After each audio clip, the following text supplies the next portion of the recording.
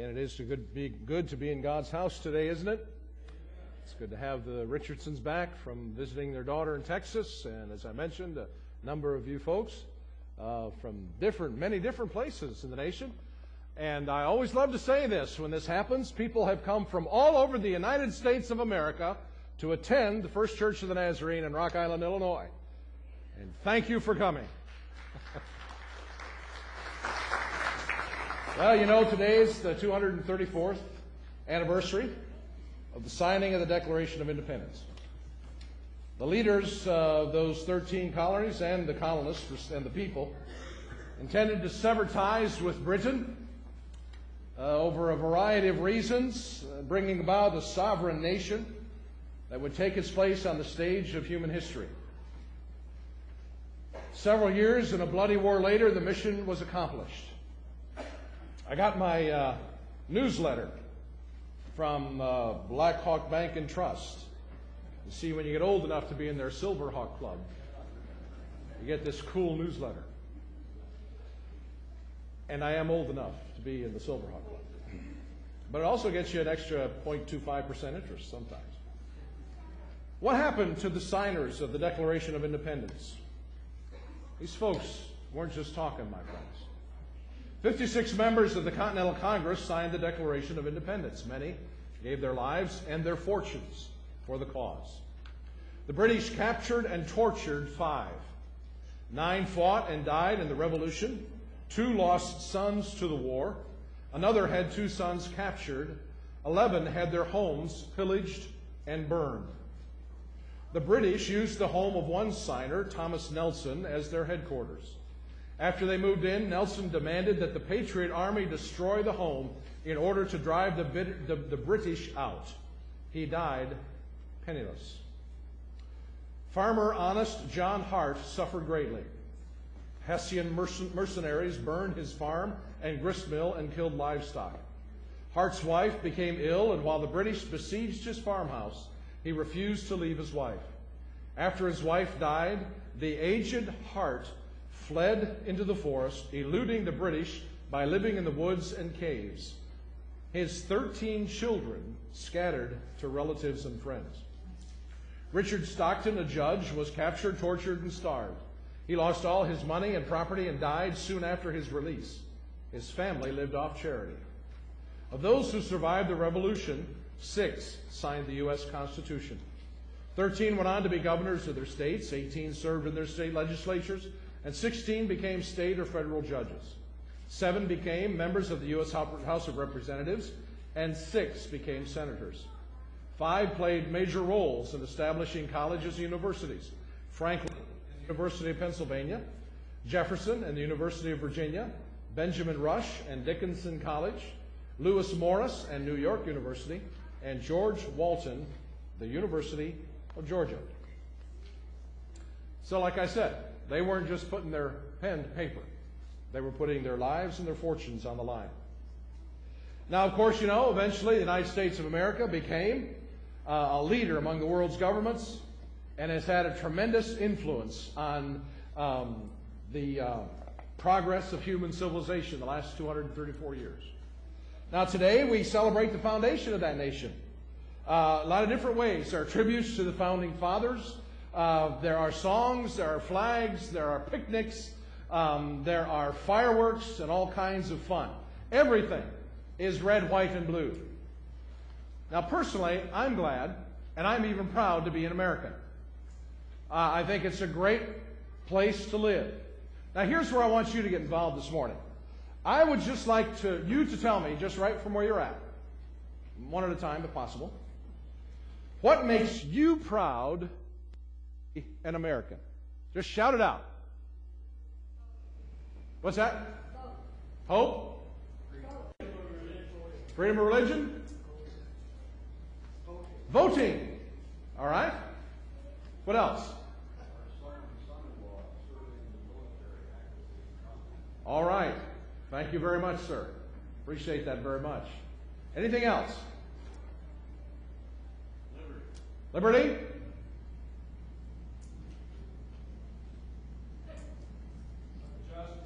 Justice. Eric, did you say baseball? I said, thank the Lord that my wife takes it easy on me. All right.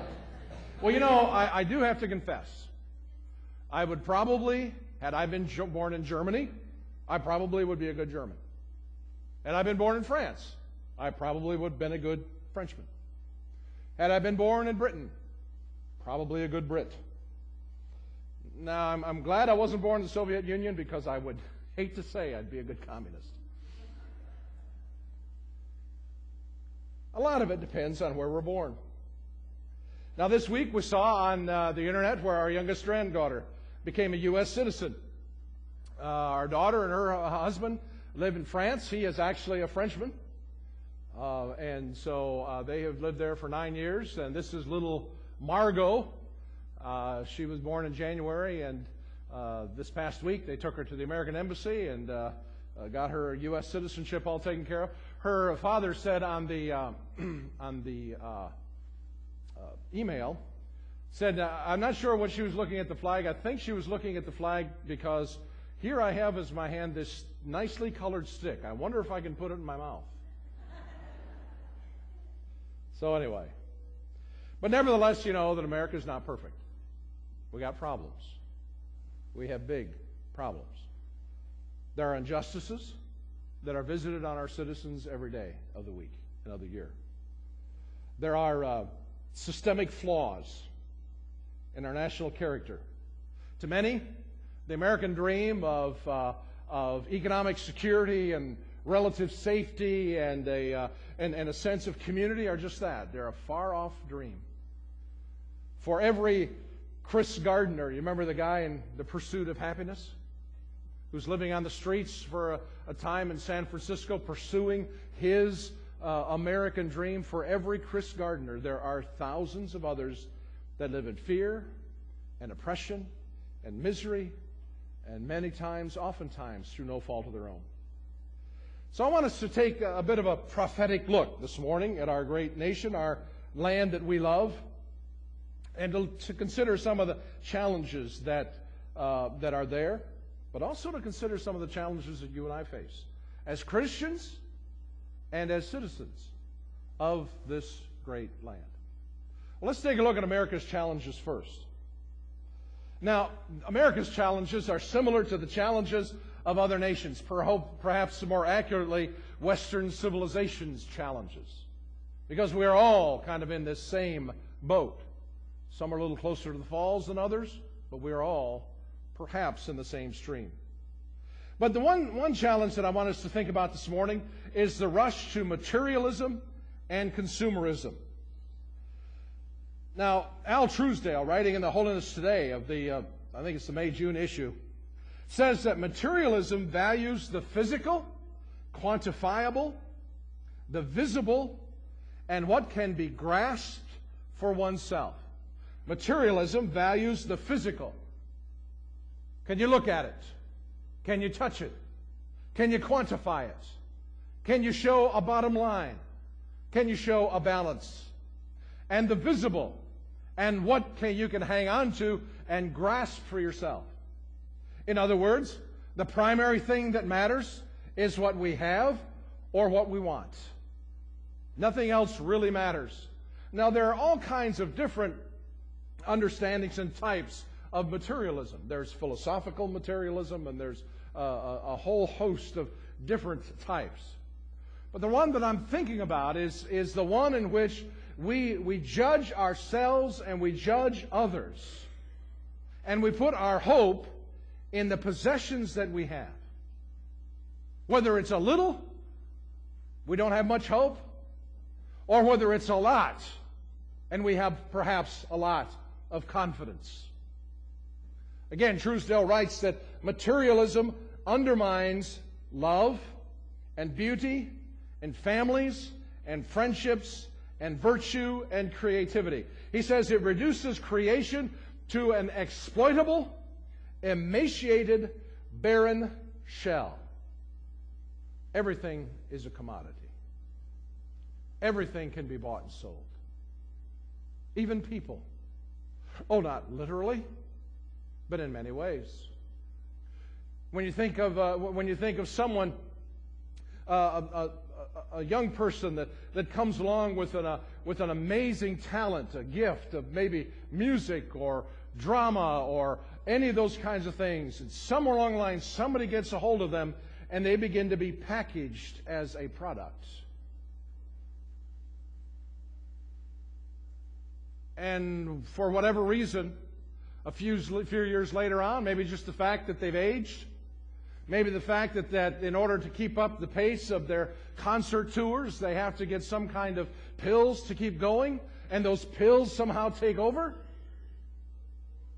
And then after a while, once their glitter is gone a little bit, they are cast aside as a has-been. And 30 years from now, people look back and say, "Oh, you remember the one-hit wonder? Or the two-hit wonder?"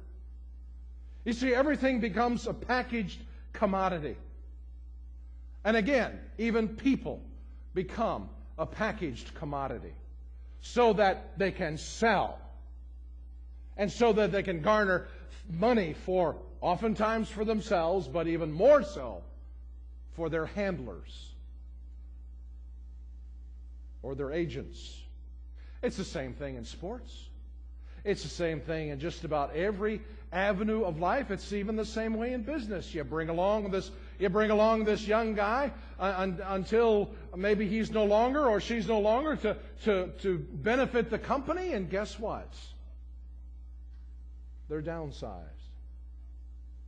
You see, materialism begins to get in the fiber of our lives. It's fueled by advertising.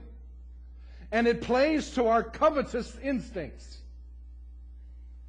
And we are willing we're willing to go well beyond our means in acquiring stuff. But you know what happens, don't you? When all of a sudden the mortgage that you got at a absolutely amazingly low rate kicks up to about 3 times of what you've been paying for 3 years. When gasoline goes to $4 a gallon, and when all the stuff that we have purchased through our credit cards or our second mortgages or whatever begin all to come due, guess what? It all begins to crumble. And jobs are lost. And people begin to go hungry. And, well, you call that a recession. A deep recession. Maybe a double dip recession. Maybe the worst economic catastrophe since the 1930s. But it's fueled by our desire for things. Now, a lot of it is through no fault of our own. A lot of it is through some fault of our own. A lot of it's completely our fault. But it all comes in there together. Jesus said,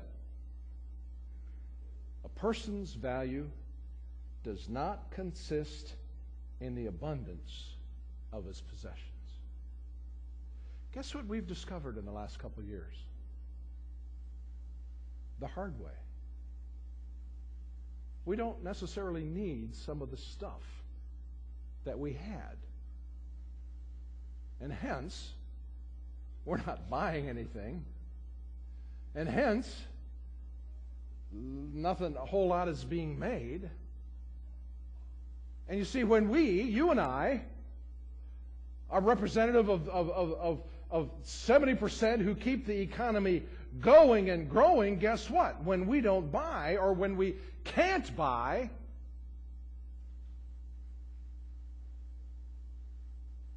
things happen. And you know, you and I, and you know this as well as I do, that you and I have got to safeguard ourselves against its attraction. It's awful easy